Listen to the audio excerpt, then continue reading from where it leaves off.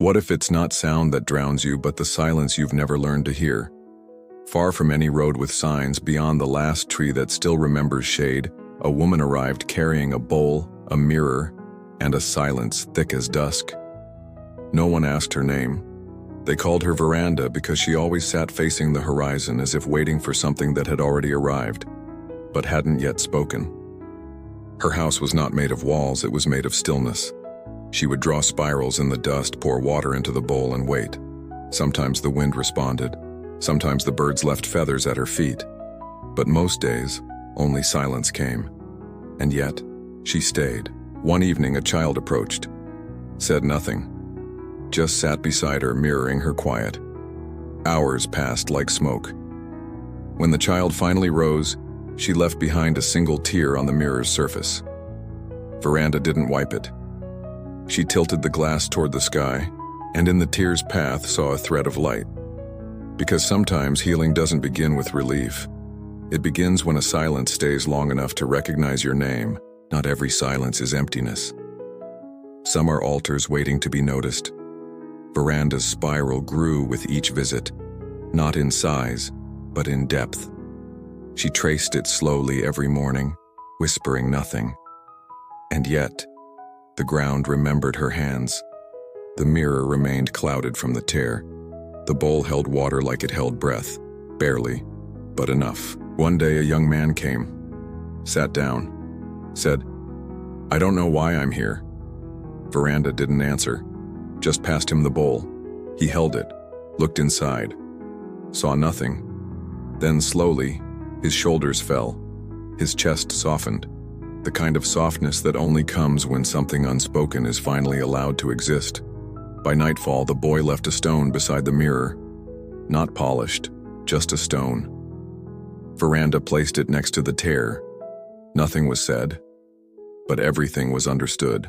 Because when silence becomes safe, even the unspeakable dares to sit beside you. Healing does not rush. It listens until the wound forgets how to defend itself. The days unfolded like old pages, soft, slow, holding scent. More visitors came. None expected answers. They brought what they could. A poem never finished, a feather, an ache too tired to be named. Veranda welcomed each with her gaze. No nod, no ritual, just presence. The spiral had now been etched so many times, the earth held its shape without help. Children played near it, tracing their fingers across its lines as if reading a story that had never been written, but always existed. One morning a woman arrived with a broken bell. She sat, placed it in the center of the spiral, and whispered. It never rang again after he left. Veranda placed her hand over the bell. It didn't ring, but in that moment, the birds stopped, the wind stilled, and in the vast silence that followed, something softened in everyone's chest. Because the silence that heals doesn't need to speak, it needs to stay.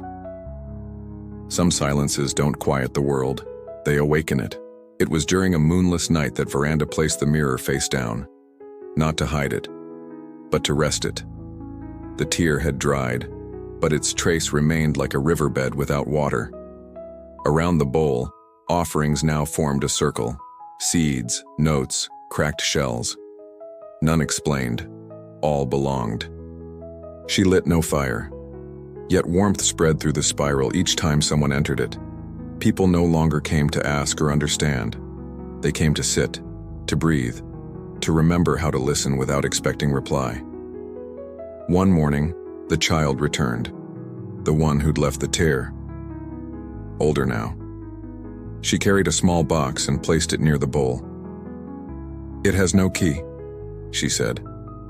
Veranda nodded, and without opening, she whispered to it. The box trembled slightly. No one spoke of it again. That day, someone brought a broken watch. Another, a lock of hair.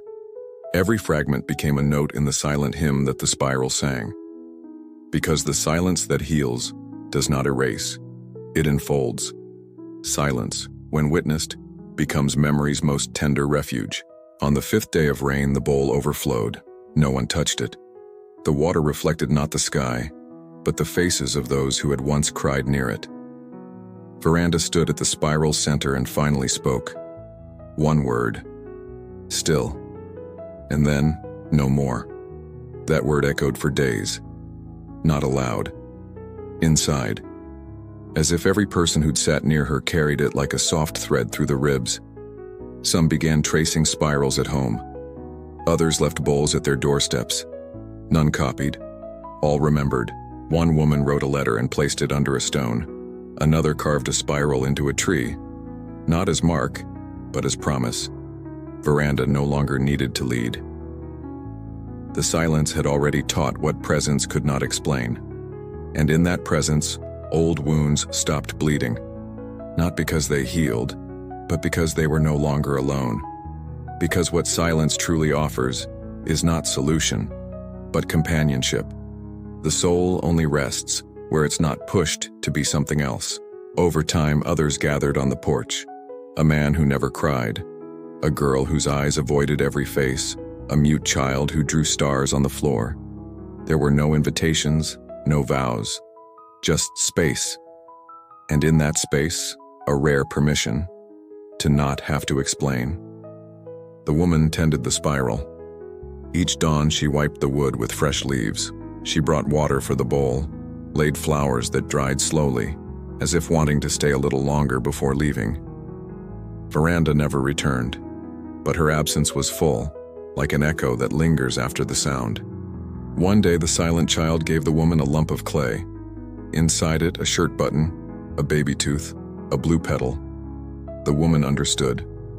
She shaped the clay into a bowl, placed the petal in its center, and left it to dry in the sun. A new offering, a new mirror. The silence now had layers. It said different things to each person. Yet somehow, everyone understood, as if an invisible language connected their bodies, their memories, and their smallest gestures. Because when silence is safe, it becomes a language. And in that language, even what was never spoken finds a place. Every healing begins the moment we stop trying to deserve it. On the final morning before leaving, the woman sat on the porch with the dried bowl in her hands. The clay still held the sun's warmth. Around her, no one spoke, but everyone knew. The wind moved softly, as if also saying goodbye. She stood, walked to the spiral center, and placed the bowl exactly where the mirror once lay. Then, from her pocket, she pulled a small stone. Not rare, not beautiful, but hers. She set it inside the bowl. She said nothing, but the gesture was clear. What hurts can be offered, and when offered fully, it stops being a cage, becomes a root. The child drew a spiral within the spiral. The others sat around, and the silence which had always been there became so clear it almost made sound. A sound that came from within, a sound that didn't heal. It remembered. The woman gave a final look, one that said, "If it hurts again, you already know where to sit." And she left without hurry, without wait, only with a silence that now was home. Because the silence that heals does not ask you to escape, it asks you to stay. If any part of you still hears what no one else can, come. The porch remains open.